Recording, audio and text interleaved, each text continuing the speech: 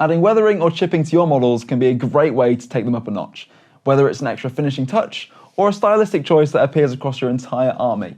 It's a super fun thing to paint and can be surprisingly easy too.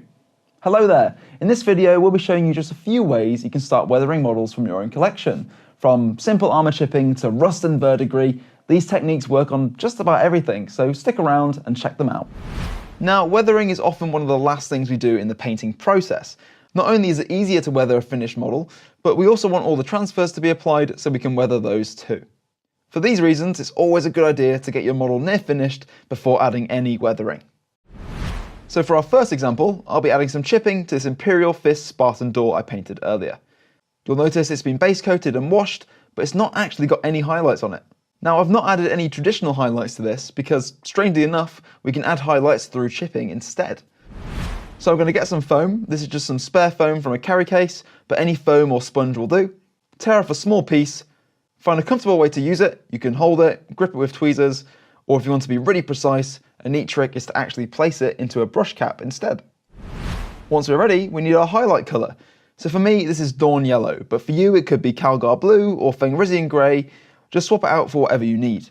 Get some paint on the sponge and then start dabbing it into some kitchen towel until there's a tiny bit left. And then it's time to add it to the model. Start lightly dabbing it over the area you want to chip. Just like with traditional highlights, try to focus this on the edges and raised areas. In combat, these are the most likely areas to get damaged, so focusing on them will look awesome and realistic. Keep it light and remember that less is more. We can always go back later to add extra if we really want to.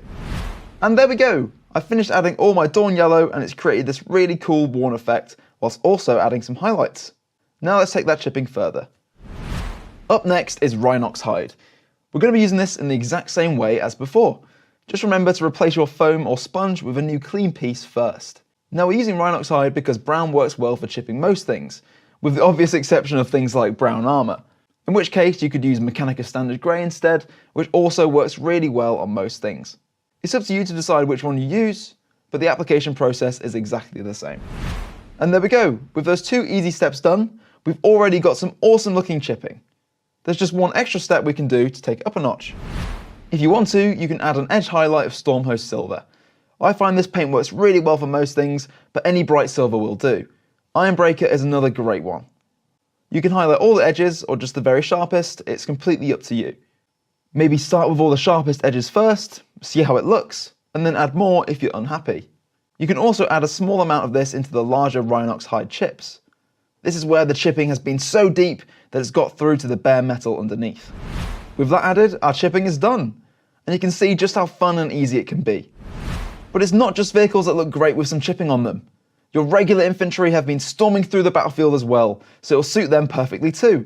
Here I've got a Death Leaper base with a Space Marine who's unfortunately perished in battle, but his armour is looking a bit too polished for my liking. Just like our last example, I've fully base coated and shaded this Marine, but I've added no highlights yet. I've just started adding some battle damage on one of the legs here, and all I need to do is the same thing on the rest of the model. So I'll begin by sponging on the highlight colour. In this case I'll be using Evil Sun Scarlet. This time I will have to be a bit more careful, as there are other colours on my Marine that I don't want to get red onto, like the silver or the black for example. And then onto Rhinox Hide with a clean piece of sponge. Remember, you could use something like Mechanica Standard Grey instead if you want to. To finish up, I'll use Stormhost Silver once again to place some edge highlights. I'll stipple this onto the sharpest edges and place some into the larger bits of chipping just like last time.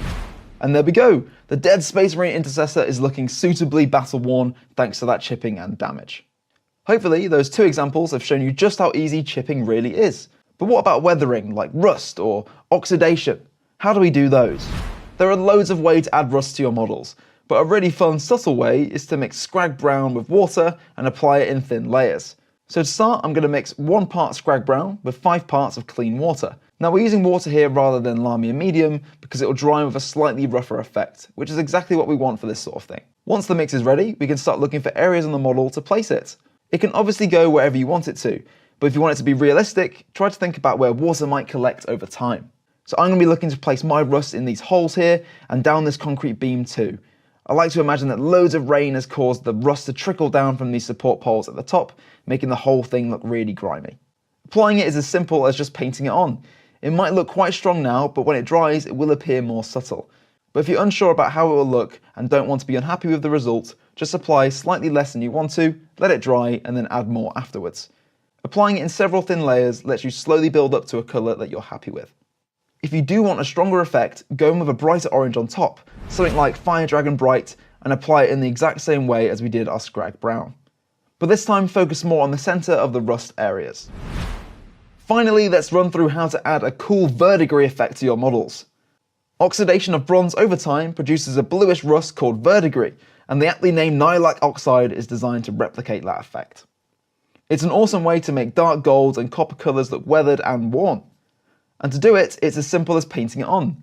There's no need to thin it, just put some onto your palette first so you don't overload your brush, and then once again start looking for areas where water might collect on your bronze areas. So I'm going to paint it into this recess here, as well as around all these rivets too. It's that simple, and the effect is really strong too. You should only need one layer of this, but for whatever reason you do want to add another one, just make sure the first one is dry before you do so. And that's our final weathering effect complete. This is by far the easiest one out of the bunch, and it looks great too. If you collect Death Guard or Flesh Eater Courts, you'll have a field day. I'm just going to add some Valhalla Blizzard to my base to tie all those effects together. And blammo. The chipping, rust, and verdigris all look awesome underneath this Death Leaper, and they were super fun to do as well. Weathering is such a great way to take your models up a notch and truly plant them into the battlefield. It works on a huge array of factions across the Grimdark future and even the Mortal Realms, although some armies definitely like it more than others. Hopefully this video has helped to show you just a few ways to go about weathering some of your models from your own collection, and if you haven't already, definitely give it a go.